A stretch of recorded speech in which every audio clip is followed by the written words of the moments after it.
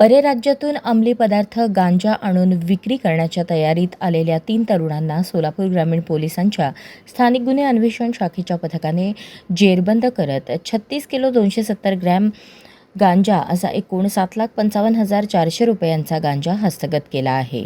Police अधीक्षक अतुल कुलकर्णी यांनी स्थानिक गुन्हे शाखेचे वरिष्ठ पोलीस निरीक्षक संजय जगताप यांना सोलापूर जिल्ह्यामध्ये गांजाची वाहतूक व विक्री करणाऱ्यांची माहिती काढून त्यांच्यावर कारवाई करण्याचे आदेश दिले होते. त्यानुसार स्थानिक गुन्हे शाखेचे पोलीस निरीक्षक संजय जगताप यांनी स्थानिक गुन्हे शाखेतील दुय्यम अधिकारी आणि अंमलदार यांना अंमली पदार्थ विक्री व वाहतुकीबाबत माहिती काढून कारवाई करण्याबाबत सूचना दिल्या होत्या.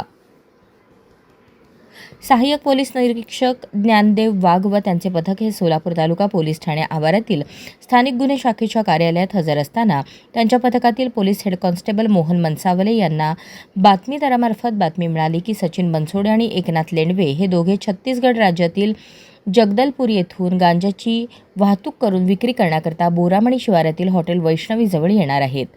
ही माहिती मिळताच कारवाई करण्याकरता वरिष्ठांची परवानगी घेऊन नमूद माहितीप्रमाणे सापळा कारवाई करण्यासाठी गेले. मिळालेल्या बातमीप्रमाणे त्या ठिकाणी हॉटेल वैष्णवी समोर डांबरी रस्त्याच्या बाजूच्या रोडलगत 2 इसम 2 मोठ्या बॅगसह उभे असल्याचे दिसले. मिळालेल्या बातमीप्रमाणे संशय आल्याने त्यांना जागीच पकडले. पकडलेल्या इसमांना त्यांचे नाव व पत्ता विचारल्यानंतर त्यांनी ओळख दिली. सचिन लक्ष्मण बनसोडे वय 39 राहणार टाकळी सिकंदर, एकनाथ नामदेव लेंडवे वय 33 राहणार मेथवडे तालुका सांगोला अशी सांगितली. त्यांच्या ताब्यातील दोन्ही बॅगची तपासणी केली असता त्यामध्ये निळ्या रंगाच्या 2 प्लास्टिकच्या पिशव्यांमध्ये एकूण 36 किलो 270 ग्रॅम गांजा आढळला. आरोपींनी हा गांजा जगदलपूर येथून विकत आणला असून तो अनिल लक्ष्मण रोंगे राहणार खर्डी पंढरपूर याला विक्री करणार असल्याचे सांगितले. त्यानंतर अनिल रोंगे याची माहिती काढून मोहोळ येथून त्यालाही ताब्यात घेऊन अटक करण्यात आली. या तिन्ही आरोपींविरुद्ध पोलीस हेड कॉन्स्टेबल मोहन मनसावले यांनी फिर्याद दिल्याने सोलापूर तालुका पोलीस ठाणे येथे गुन्हा दाखल करण्यात आला आहे.